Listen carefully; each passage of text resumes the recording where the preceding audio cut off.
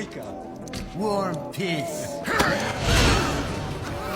George never imagined that the moment he stepped into the prison, he'd get soaked in urine by Boyka's men. According to the old prison rules, new inmates must first take a welcome shower, but what came out of the showerhead was ice-cold water. As a former world boxing champion, how could George tolerate such humiliation? He firmly refused to take the shower. The guards weren't about to let him off. Just as one guard raised his baton, a few of Boyka's men rushed forward, but they were all knocked down by George. Seeing the situation getting out of control, the guards quickly pressed the emergency alarm button. After weighing the pros and cons, George gritted his teeth and charged into the cold water. In fact, George was thrown into prison by the leader of an underground boxing ring. The aim was to stop Boyka's winning streak. They planted drugs in George's book, and when the police found it, his protests meant nothing. Once in prison, George acted nothing like himself, becoming unusually compliant. This worried Barden, who had been waiting for a show to stir up a fight between the two boxing champions. Barden started causing trouble behind the scenes, and soon, George's face was splashed with dirty water by Boyka's men. Unable to bear this insult, the next day, George retaliated by splashing water into their mouths. The two immediately began fighting.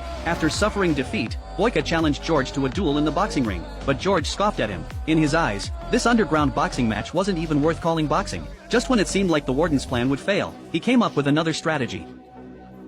Boyka's men also urged George to stand up and not provoke Boyka, but George didn't care. He kept eating his breakfast as if nothing was happening. Boyka's men provoked him again, and as a result, George knocked him to the ground with a punch. He then picked up his cup, walked up to Boyka, spit dirty water into the cup, and splashed it straight onto Boyka's face. Then two started fighting. Luckily, the prison guards intervened in time and separated them. Afterward, Boyka was furious. He swore to take revenge in the ring, and that's exactly what the warden wanted. The next day, George's manager brought him some bad news. The Russians had rejected his parole application. Unless the embassy intervened strongly, it would take at least 3 months to process. This made George furious. What the fuck you talking about?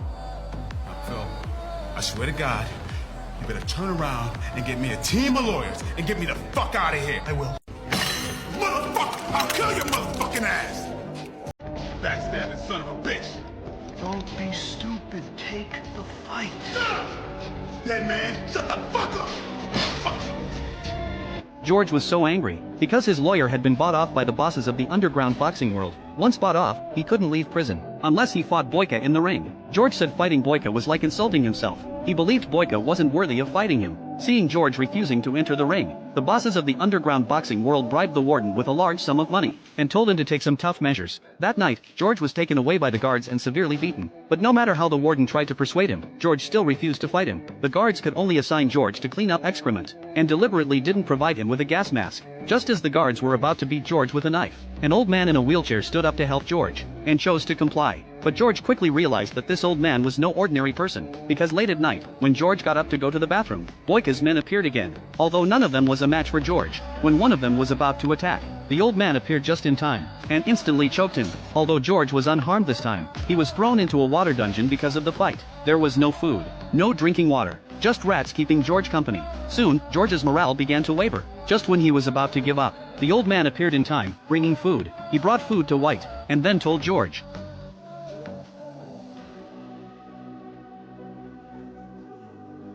Soon, George was released. Kaka prepared a lavish lunch for him, and once again suggested that if George fought Boyka in the ring, to leave the prison. He decided to fight Boyka, but what he didn't know was, things weren't as simple as he thought. This is undoubtedly the most humiliating. The warden doesn't give him any respect. He kicks a dumbbell out of his way. Meanwhile, George hires a lawyer trying to bail out, but the court denies the request. The reason is that the puppet master and the warden are pulling strings behind the scenes to force George and Boyka to fight. The warden will stop at nothing. First, he stirs trouble with Boyka's subordinates.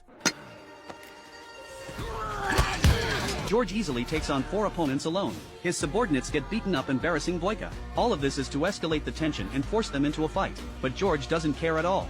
Fucking pussy, get him. I am pussy, fucking pussy.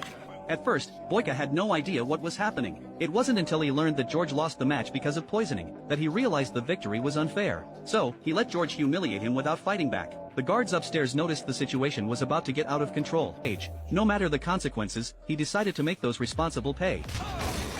The warden immediately ordered his men to tie George to the wooden rack. At the same time, Boyka realized that his longtime opponent George had actually been secretly controlled by his own men. This discovery shattered his beliefs completely. George was tied to the rack, not knowing how much time had passed. Until the other prisoners couldn't take it any longer. They sent clothes and food, trying to help him. When the warden found out about this, he was furious. So, they stripped George of his clothes again, and called all the prisoners together, ordering everyone who had ever come in contact with George to step forward. Unexpectedly, every prisoner stepped forward without hesitation. The warden was shocked by this scene and feared what the prisoners might do next. At that moment, George's lawyer finally arrived at the prison and found him. The lawyer told George that if he could defeat Boyka in a fair fight, they would keep their promise and release him. If he lost, he would never leave the prison. George had no choice. This might be his only chance.